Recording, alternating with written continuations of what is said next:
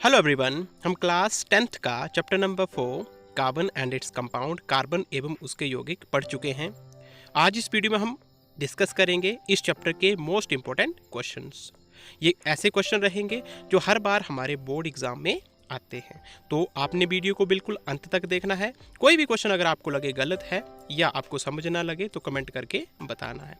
सबसे पहले शुरू करते हैं हम एमसीक्यू से। पहला क्वेश्चन है हमारा, वनस्पति घी बनाने के लिए किस उत्प्रेरक का इस्तेमाल किया जाता है? Which catalyst is used for synthesis of vanaspati ghee?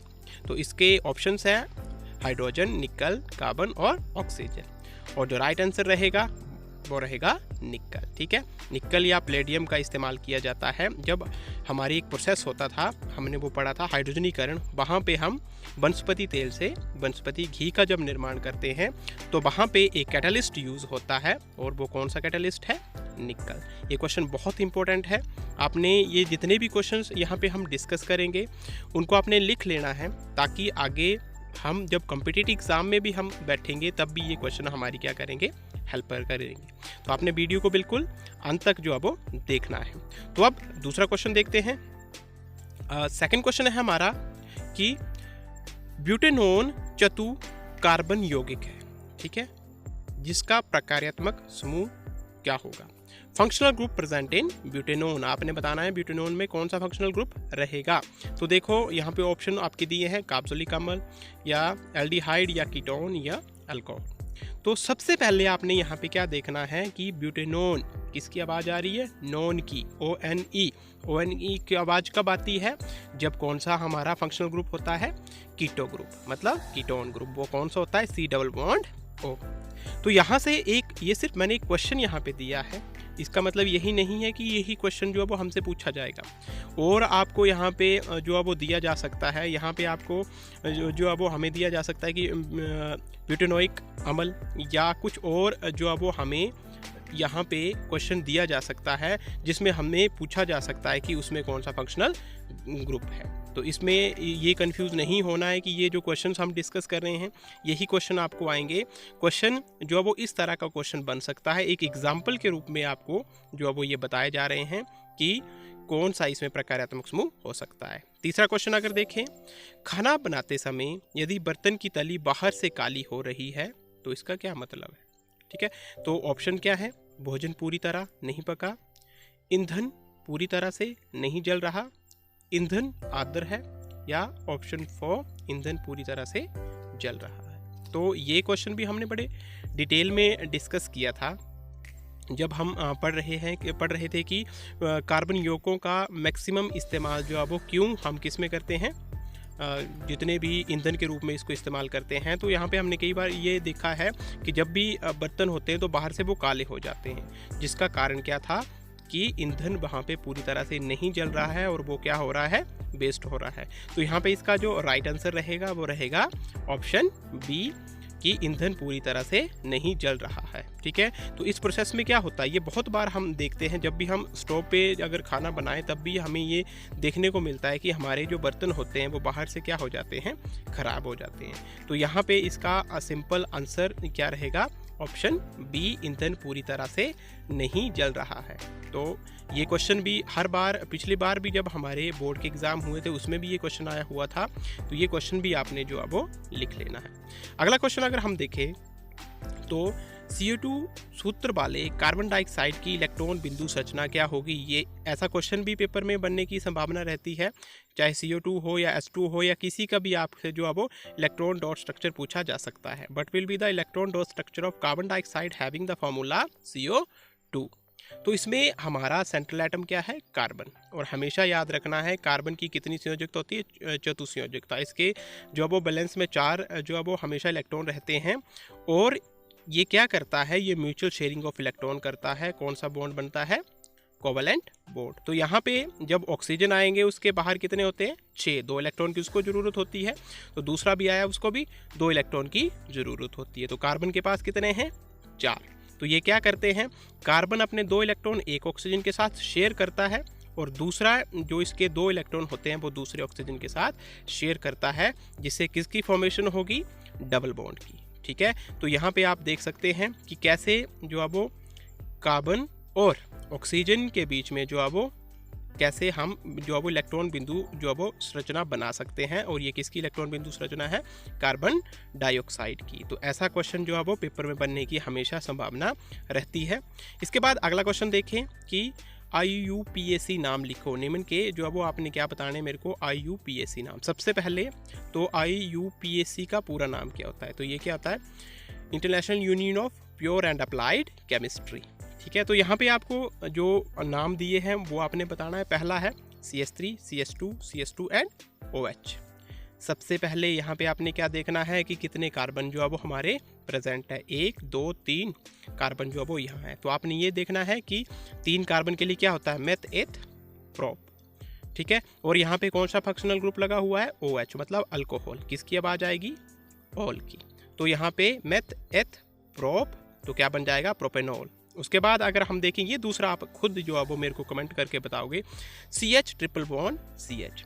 तो यहाँ पे कार्बन 2 है, एथ आएगा और ट्रिपल बॉन्ड है, तो उसके लिए क्या होता है वो आपको पता होना चाहिए कि कैसे हम जो है वो इसको जो है वो बता सकते हैं, कैसे ही इसका नाम जो है वो बता सकते हैं। बिल्कुल इजी होगा, वो आपने मेरे को बताना है। मैंने इतना भी आपको बता दिया, 2 कार्बन है तो एथ की आवाज़ आएगी। ट्रिपल बॉन्ड के लिए कौन सी जो है वो हम लिखते हैं वो आपने मेरे को बताना है। थर्ड है CH3 CHO। तो यहाँ पे कार्बन के कितने जो है वो, सबसे पहले देखिए कार्बन चेन को 2 कार्बन है तो क्या बनेगा? एथ।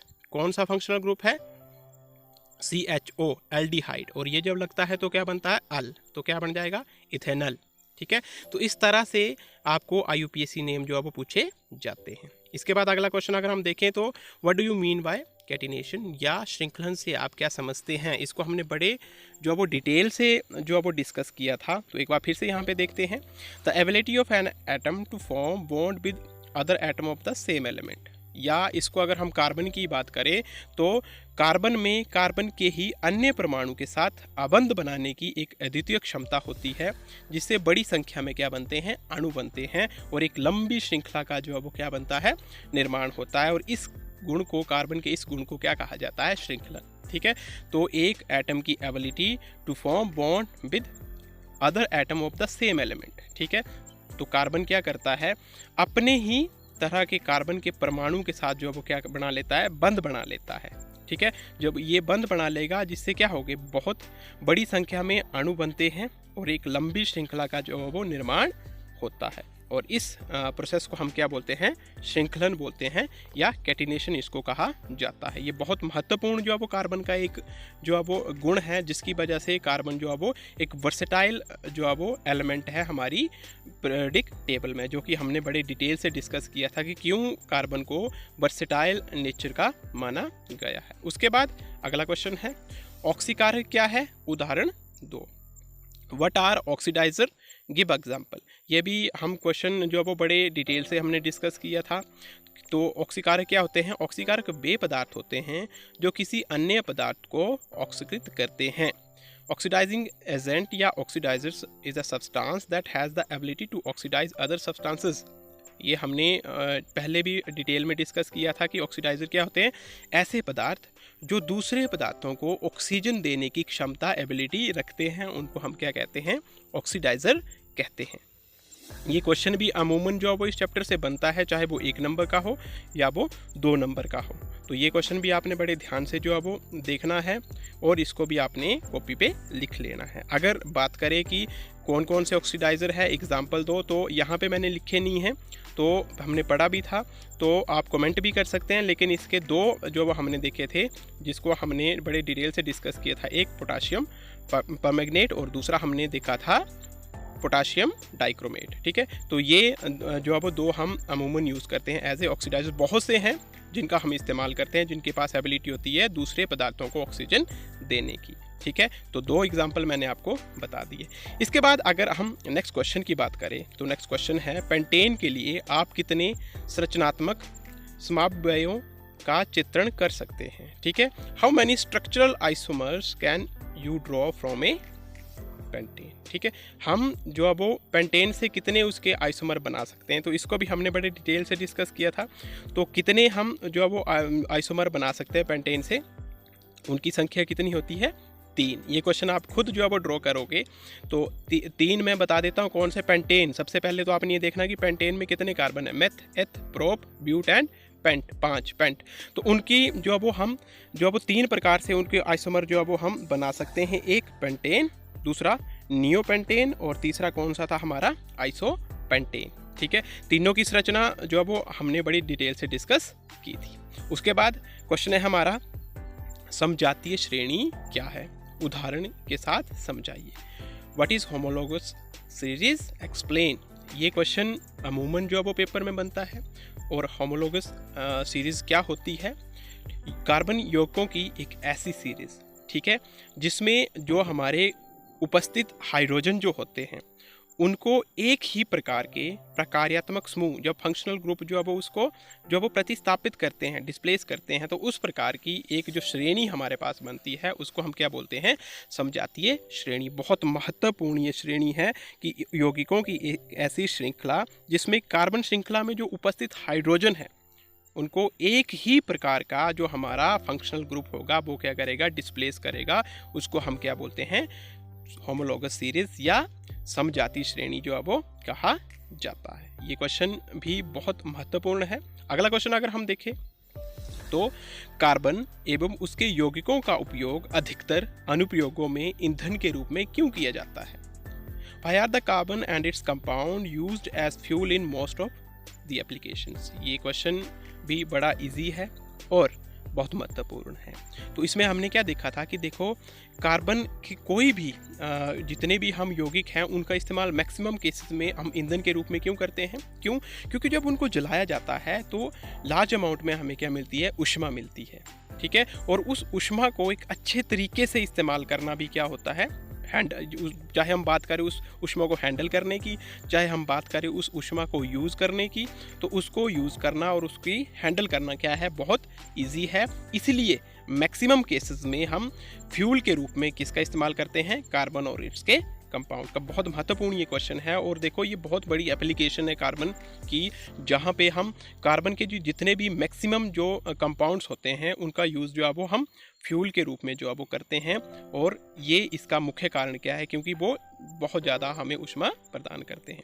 अगर हम यहाँ पे 4 नंबर की बात, क्वेश्चन की बात करें कि कौन सा क्वेश्चन यहाँ पे 4 नंबर का जो है वो बन सकता है, तो वो एक सिंपल सा क्वेश्चन होता है हमारा। डायरेक्ट क्वेश्चन पूछा जाता है कि साबुन की सफाई प्रक्रिया की क्रिया विधि समझाइए। या कई बार यहाँ पे साबुन और अपमार्जक में भी डिफरेंस आता है, या इथेनॉल और इथेनॉइक अम्ल उसकी जो केमिकल प्रॉपर्टीज़ होती है उसमें भी डिफरेंस पूछा जा सकता है। लेकिन यहाँ पे मैंने कौन सा क्वेश्चन रखा हुआ है कि explain the mechanism of cleaning process of soap. तो ठीक है, ये भी हमने पढ़ा था कि कैसे हमारी जो सोप होती है, साबुन के अणु होते क्या हैं, उसमें एक लंबी श्रृंखला जो होती है बाले हमारे, जो कैसे उसमें 2 सिरे होते हैं और कैसे उसमें हम उसको एक को क्या बोलते हैं, एक को हाइड्रोकार्बन की लंबी पूंछ होती है और दूसरा क्या होता है हमारा आयनिक सिरा होता है। कैसे जो है वो मिशेल फॉर्मेशन होती है और कैसे जो है वो सोप जो है वो क्लीनिंग एक्शन को जो है वो कंप्लीट करती है, उस प्रोसेस को कंप्लीट करते हैं, जिससे हम आसानी से साबुन से जो है वो गंदगी को साफ कर सकते हैं